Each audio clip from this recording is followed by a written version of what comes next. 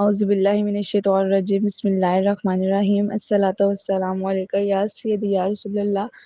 وعلی آلک و اصحابک یا سیدی یا حبیب اللہ۔ سورۃ الانعام آیت نمبر 26۔ وَهُمْ اور وہ ینأونا روکتے ہیں انہو اس سے، اور ینأونا وہ دور بھاگتے ہیں انہو اس سے، وَإِن اور نہیں یؤلکون ہلاک کرتے الا مگر انفسہم اپنے آپ کو، اور ما یشعرون وہ نہیں سمجھتے۔ اور وہ لوگوں کو اس رسول سے روکتے تھے، وہ خود بھی اس رسول سے دور بھاگتے تھے، اور دراصل وہ اپنے آپ کو ہلاک کر رہے ہیں اور سمجھتے ہی نہیں ہیں۔ اس آیت کی تفسیر دیکھ لیتے ہیں کہ بعض کافر اس قدر متعصب تھے کہ وہ خود بھی حضور پاک صلی اللہ علیہ وآلہ وسلم سے دور رہتے اور لوگوں کو بھی منع کرتے کہ وہ حضور پاک صلی اللہ علیہ وآلہ وسلم کے قریب نہ جائیں، اور الزام یہ عائد کرتے کہ خدا کی پناہ وہ جادوگر ہیں، اس نے ایک نیا دین بنا لیا ہے، جو بھی اس کے قریب جاتا ہے وہ اپنے خاندان کا مذہب چھوڑ کر اس کا گرویدہ ہو جاتا ہے، لیکن حق سے روگردانی کرنے والے بالآخر ناکام ہو جائیں گے اور وہ حق کو پھیلنے سے روک نہ سکے۔ اس سلسلے میں طفیل بن عمر الدوسی کا واقعہ ملاحظہ کریں۔ طفیل قبیلہ دوس کا سردار اور قادر الکلام شاعر تھا۔ ایک دفعہ وہ مکہ آیا تو قریش کے سرداروں نے اسے کہا، اے طفیل، تم ہمارے شہر میں تشریف لائے ہو، ہمارے ہاں ایک شخص ہے جس نے ہمیں بڑی مصیبت میں مبتلا کر دیا ہے، ہمارے اتحاد کو اس نے پارا پارا کر دیا ہے، اس کی گفتگو میں جادو کا اثر ہے، اس نے بیٹے اور باپ کو، بھائی اور بھائی کو، خاندان اور خامند اور بیوی کو جدا جدا کر دیا ہے۔ ہمیں اندیشہ ہے کہ کہیں تم اور تمہاری قوم بھی اس مصیبت میں مبتلا نہ ہو جائے جس کا ہم شکار ہیں، اس لیے ہماری مخلصانہ گزارش ہے کہ اس کے ساتھ گفتگو نہ کرنا اور ہرگز اس کی کوئی بات نہ سننا۔ چنانچہ طفیل جب مسجد حرام میں جانے لگتا تو اپنے کانوں میں روئی ٹھونس لیتا تاکہ حضور پاک صلی اللہ علیہ وآلہ وسلم کی آواز اس کے کانوں میں نہ پڑے۔ طفیل خود بیان کرتا ہے کہ ایک دن حضور پاک صلی اللہ علیہ وآلہ وسلم کعبہ کے پاس نماز پڑھ رہے تھے اور میری مرضی کے بغیر اس کی آواز میرے کانوں تک پہنچ گئی، تو میں نے اپنے آپ سے کہا کہ میں ایک عقل مند آدمی ہوں، شاعر بھی ہوں اور کلام کے حسن و قباح کو اچھی طرح پہچانتا ہوں، اس شخص کی بات سننے سے مجھے روکنے والا کون ہے؟ اگر اس نے اچھی بات کہی تو قبول کر لوں گا، اور اگر کوئی کبھی بات کہی تو اسے مسترد کر دوں گا، انکار کر دوں گا۔ چنانچہ جب طفیل نے حضور پاک صلی اللہ علیہ وآلہ وسلم کی زبان سے قرآن مجید کی تلاوت سنی تو قرآن مجید کی حقانیت یعنی سچائی کو جان کر فوراً مسلمان ہو گیا۔ ولو اور اگر طرح آپ دیکھیں اس وقفو جب وہ کھڑے کیے جائیں گے علی النار آگ پر، فقالو تو کہیں گے یا لیتنا اے کاش ہم نردو لوٹا دیے جائیں، ولا نکذبا اور ہم نہیں جھٹلائیں گے بآیاتی نشانیوں کو، ربنا اپنے رب کی، نکون اور ہم ہو جائیں گے من المؤمنین ایمانداروں سے۔ اور اگر آپ کفار کو دیکھیں جب وہ دوزخ کے پاس کھڑے کیے جائیں گے تو وہ کہیں گے اے کاش ہم دنیا میں واپس بھیج دیے جائیں، تو اب ہم اپنے رب کی نشانیوں کو نہ جھٹلائیں گے اور ہم ایمان لانے والوں میں سے ہو جائیں گے۔ بلکہ بدلہم عیاں ہو گیا ان پر، ظاہر ہو گیا ان پر، ما کانوا یخفون جسے وہ چھپایا کرتے تھے، من قبل اس سے پہلے، ولو ردو اور اگر انہیں واپس بھیجا جائے، لعادوا پھر بھی وہی کریں گے، لما نہوا روکے گئے تھے وہ، عنہ جس سے، وانہم اور بے شک وہ، لکاذبون جھوٹے ہیں۔ بلکہ ان کے سامنے ظاہر ہو گیا جو وہ پہلے چھپایا کرتے تھے، اور اگر وہ دنیا میں واپس بھیج دیے جائیں تو پھر بھی وہی کریں گے جس سے روکے گئے تھے، اور یقیناً وہ جھوٹے ہیں۔ وقالو اور وہ کہتے ہیں ان کے، یا وہ الا بجز حیاتنا ہماری زندگی دنیا دنیاوی، وما اور نہیں، نحن ہم بمبعوثین اٹھائے جائیں گے، اور وہ کہتے ہیں کہ ہماری زندگی صرف یہی دنیاوی زندگی ہے اور ہم دوبارہ زندہ نہیں کیے جائیں گے۔ ان دونوں آیات کی ذرا تفسیر دیکھ لیتے ہیں کہ اللہ تعالیٰ نے حضور پاک صلی اللہ تعالیٰ علیہ وآلہ وسلم کو فرمایا، پیارے نبی ذرا اس ہولناک منظر کی طرف توجہ فرمائیں کہ جب کفار کو جہنم کے کنارے پر کھڑا کیا جائے گا تاکہ انہیں جلتی ہوئی آگ سے میں پھینک دیا جائے تو وہ اس دردناک عذاب کو دیکھ کر گھبرا جائیں گے اور بسط حسرت یہ آرزو کریں گے کہ اے کاش انہیں ایک بار دنیا میں واپس جانے کا موقع مل جائے تو پھر وہ اللہ تعالیٰ کی آیات کی تکذیب نہیں کریں گے، یعنی جھٹلائیں گے نہیں، اور سچے دل سے ایمان لا کر ایمان میں شامل ہو جائیں گے، لیکن در حقیقت وہ جھوٹ بول رہے ہیں بفرض محال اگر انہیں دنیا میں واپس بھیج بھی دیا جائے تو پھر بھی وہ ایمان نہیں لائیں گے اور کفر کا ہی راستہ اختیار کریں گے، اور یہاں وقتی طور پر جھوٹ اس لیے بول رہے ہیں کہ جن حقائق کو وہ دنیا میں چھپایا کرتے تھے، یعنی جس حقیقت کو وہ دنیا میں چھپایا کرتے تھے اب ان کے سامنے ظاہر ہو گئے ہیں اور ان کی سزا یعنی جہنم کی آگ بھی سامنے دکھائی دے رہی ہے، لہٰذا اس آگ سے بچنے کے لیے جھوٹ کا سہارا لے رہے ہیں اور وہ انہیں ویسے ایمان سے کوئی دلچسپی نہیں ہے۔ یہاں ایک سوال پیدا ہوتا ہے کہ میدان حشر میں جب کفار جہنم کی آگ اور اپنے کفر کی سزا کا مشاہدہ کر چکے ہوں گے تو یہ کیسے ممکن ہوگا کہ دنیا میں آ کر وہ پھر ایک کام خداوندی کا انکار کر دیں گے اور اپنے آپ کو جہنم کا مستحق بنا دیں؟ مطلب ایک چیز اگر بندے نے دیکھی نہیں ہے پھر تو بندہ جو ہے وہ انکار کر دیتا ہے، لیکن ایک وہ دیکھ بھی لیں گے جہنم کا عذاب سب کچھ پھر بھی وہ دنیا میں آ کے کیسے انکار کریں گے اللہ کا؟ تو اس کا ایک جواب تو یہ ہے کہ کسی حقیقت کا انکار صرف لا علمی اور جہالت کی وجہ سے نہیں کیا جاتا، یعنی کوئی بھی حقیقت ہے تو بندہ اس کا انکار صرف اس لیے نہیں کرتا کہ بندے کو اس کا علم ہی نہیں ہے۔ جیسے آپ دیکھیں سال بھر آپ لوگوں کو پتا ہوتا ہے کہ اگر ہم جو پورا سال ہے وہ نہیں پڑھیں گے تو اینڈ پہ فیل ہو جائیں گے، لیکن پھر بھی کچھ بچے نہیں پڑھتے، حتٰیکہ ان کو ایسا تو نہیں ہے کہ ان کو پتہ ہی نہیں ہوتا کہ ہم پڑھیں گے نہیں تو ہم پاس نہیں ہوں گے، پتہ ہوتا ہے لیکن پھر بھی وہ نہیں پڑھتے۔ تو ہر حقیقت کا انکار جو ہے وہ لا علمی کی وجہ سے نہیں ہوتا، بلکہ کئی دفعہ ایسا ہوتا ہے کہ انسان کو ایک حقیقت کا اچھی طرح علم ہوتا ہے مگر تکبر، تعصب، بغض، اناد، لالچ یا نفس پرستی کی وجہ سے انسان انکار کرتا ہے، اپنی منمانی کی وجہ سے، تعصب کی وجہ سے، تکبر کی وجہ سے انسان انکار کرتا ہے، کیونکہ یہ ایسی مہلک بیماریاں ہیں جو انسان کو انجام سے غافل کر دیتی ہیں۔ مثال کے طور پر نمبر 1، اہل کتاب حضور پاک صلی اللہ علیہ وآلہ وسلم کو اس طرح پہچانتے تھے جس طرح وہ اپنے بیٹوں کو پہچانتے تھے، مگر تعصب کی وجہ سے وہ انکار کرتے تھے۔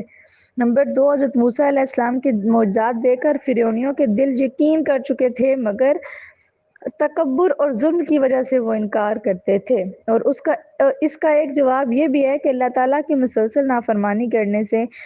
کفر ان کی فطرت ثانیہ بن چکا ہے۔ فطرت ثانیہ وہ ہوتی ہے جو کبھی بدل نہیں سکتی اور وہ اسے چھوڑنا چاہیں تب بھی چھوڑ نہیں سکتے۔ یہ ان عادی مجرموں کی طرح ہے جو کئی بار سزا بھگتنے کے بعد بھی جرائم سے باز نہیں آتے، جب انہیں سزا ملتی ہے تو گھبرا کر کہتے ہیں کہ آئندہ یہ جرم نہیں کریں گے، مگر جو ہی سزا بھگت کر جیل سے باہر آتے ہیں پھر انہیں جرائم کی طرف راغب ہو جاتے ہیں، یعنی پھر وہ ظلم کرنا شروع ہو جاتے ہیں۔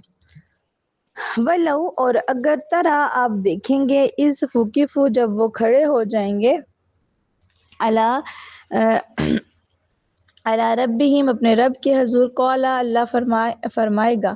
الیسا کیا نہیں، ھذا یہ بالحق کی حق، قالوا کہیں گے بلا بے شک کیوں نہیں، وربنا اور ہمارے رب کی قسم، قالوا اللہ تعالیٰ فرمائے گا، قولا اللہ تعالیٰ فرمائے گا فذوقوا اب چکھو العذاب عذاب بما بے سبب جو کنتم تکفرون تم کفر کرتے تھے۔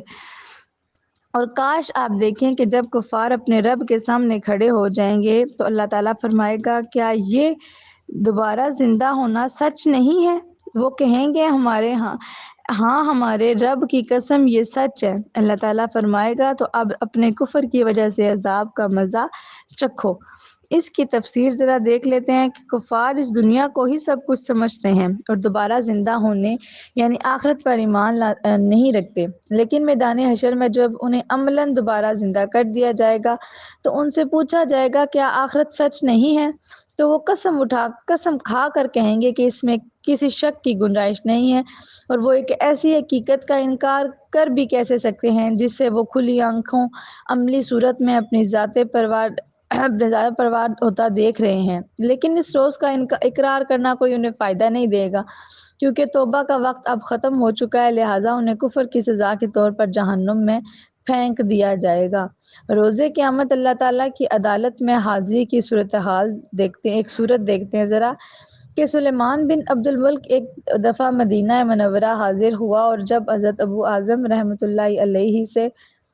پوچھا کہ قیامت کے دن اللہ تعالیٰ کی عدالت میں حاضر ہونے کی کیا صورت ہوگی، تو ابو حازم نے جواب دیا، نیک آدمی اس صورت میں حاضر ہوگا جیسے کوئی آدمی تجارت کی غرض سے دور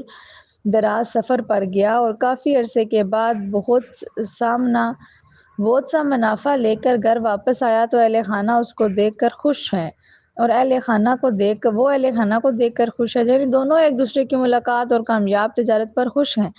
اسی طرح قیامت کے دن نیک آدمی اللہ تعالیٰ کی رحمتوں کو دیکھ کر اور اللہ تعالیٰ اپنے بندے کی نیکیوں پر خوش ہوگا، ایسا خوش نصیب جنت کی نعمتوں سے لطف اندوز ہوگا۔ اور برا آدمی اس صورت میں حاضر ہوگا جیسے کوئی غلام اپنے مالک کی چوری کر کے بھاگ گیا اور مالک نے اس کی گرفتاری کے لیے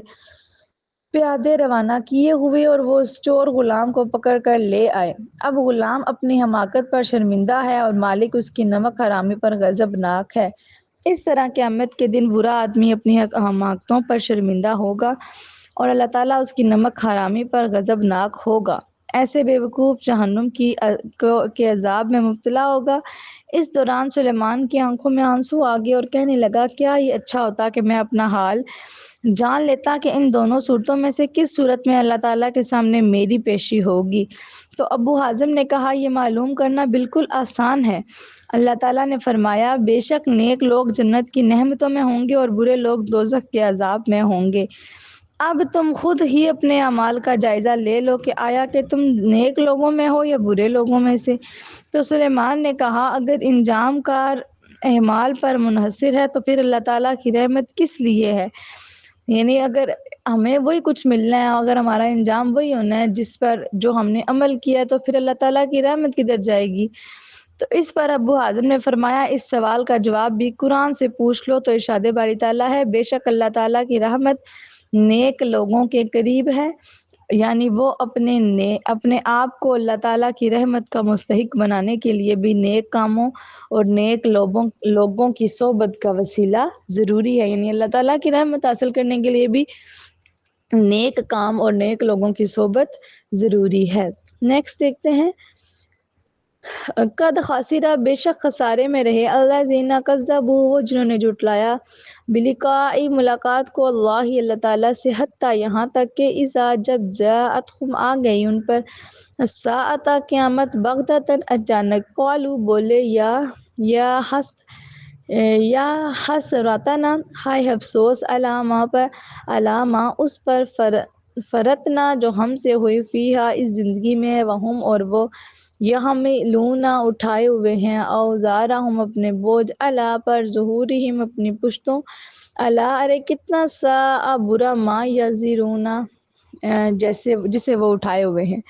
بے شک خسارے میں رہے وہ لوگ جنہوں نے اللہ تعالیٰ سے ملاقات کو جھٹلایا، یہاں تک کہ اچانک جب ان کے پاس قیامت آ پہنچے گی تو کہیں گے، ہائے افسوس اس کوتاہی پر جو ہم سے اس زندگی میں ہوئی، اور وہ اپنی پیٹھوں پر اپنے گناہوں کا بوجھ اٹھائے ہوئے ہوں گے۔ خوب سن لو، بہت برا ہے وہ بوجھ جسے وہ اٹھائے ہوئے ہوں گے۔ اس کی ذرا تفسیر دیکھ لیتے ہیں کہ روز قیامت پر ایمان لانا اسلام کا ایک بنیادی عقیدہ ہے۔ اس سے مراد یہ ہے کہ ایک دن ضرور آئے گا جب وہ ساری کائنات فنا ہو جائے گی اور پھر سارے لوگ دوبارہ زندہ ہو کر اللہ تعالیٰ کی عدالت میں حاضر ہوں گے۔ اس روز اعمال کا حساب و کتاب اور جزا و سزا کا فیصلہ ہوگا۔ یہ عقیدہ انسان کو ہر وقت متنبہ کرتا رہتا ہے کہ اس کی ہر حرکت نوٹ ہو رہی ہے اور قیامت کے دن اس کے متعلق باز پرس ہوگی، لہٰذا احساس جواب دہی اسے برے کاموں سے باز رکھتا ہے۔ اس آیت میں عقیدہ قیامت کو اللہ تعالیٰ کی ملاقات سے تعبیر کیا گیا ہے، کیونکہ اس روز ہر انسان کو اللہ تعالیٰ کے قانون، عدل و انصاف کا سامنا کرنا پڑے گا، لیکن جو لوگ اللہ تعالیٰ کی اس ملاقات یعنی روز قیامت اور اس میں ہونے والے حساب و کتاب کا انکار کرتے ہیں تو وہ یقیناً خسارے میں ہیں، کیونکہ قیامت کا آنا یقینی ہے، اور جب قیامت اچانک آ پہنچے گی تو کف افسوس ملیں گے کہ کاش وہ روز قیامت کا انکار نہ کرتے، لیکن اب پچھتائے کیا ہو، جب چڑیاں چگ گئیں کھیت۔ تو نیز قیامت کے دن منکرین قیامت کے گناہ جب ظاہر ہو جائیں گے تو فرتے ندامت سے ان کی حالت یہ ہوگی کہ جیسے کوئی بھاری بر کم بوجھ پر لادا گیا اور وہ اس کی گرانی کے نیچے دبے چلے جا رہے ہیں، یعنی جیسے کوئی بھاری بندہ جتنا بوجھ اٹھا نہیں سکتا اس سے زیادہ اس پر بوجھ ڈال دیا گیا ہے اور وہ اس کے نیچے ہی دبے جا رہے ہیں۔ تو آخر میں اللہ تعالیٰ نے تمام انسانوں کو وارننگ دی ہے کہ قیامت کے دن گناہوں کا بوجھ بہت بڑا ہے، لہٰذا آج حق کو تسلیم کرنا اور گناہوں سے بچنا ہی عقل مندی ہے، کل کا پچھتاوے بے سود ہوگا۔ ابن جریر نے عمر بن قیس سے روایت کیا ہے کہ مومن اپنی قبر سے نکلے گا تو اس کا نیک عمل حسین صورت اور نفیس خوشبو میں اس کا استقبال کرے گا اور اس سے کہے گا کیا تم مجھ کو پہچانتے ہو؟ اور وہ کہے گا نہیں، البتہ اللہ تعالیٰ نے آپ کی خوشبو بہت نفیس اور صورت بہت حسین بنائی ہے۔ تو وہ کہے گا تم بھی دنیا میں اس طرح تھے، میں تمہارا نیک عمل ہوں، میں دنیا میں بہت عرصے تم پر سوار رہا، آج کے دن تم مجھ پر سواری کرو۔ اور کافر کا عمل نہایت بری صورت میں اور بدبو کے ساتھ اس کا استقبال کرے گا، اس سے کہے گا کیا تم مجھ کو پہچانتے ہو؟ تو وہ کہے گا نہیں، البتہ اللہ تعالیٰ نے تم کو بڑا بدصورت اور بدبودار بنایا ہے۔ تو وہ کہے گا تو بھی دنیا میں اس طرح تھا، میں تمہارا برا عمل ہوں، تو دنیا میں بہت عرصہ مجھ پر سوار رہا، آج میں تجھ پر سواری کروں گا۔ چنانچہ نیک انسان اپنے نیک اعمال پر سوار ہو کر عزت و احترام کے ساتھ جنت میں جائے گا، مگر برے انسان اس کے برے اعمال پر سوار ہوں گے اور انہیں ذلیل و خوار کر کے جہنم میں لے جائیں گے۔ امید ہے یہاں تک سمجھ آ گئی ہوگی، باقی اللہ تعالیٰ سے دعا ہے جو پڑھا ہے اس کو سمجھنے، اس پر عمل کرنے اور اسے دوسروں تک پہنچانے کی توفیق عطا فرمائے۔ وما علینا الا البلاغ المبین۔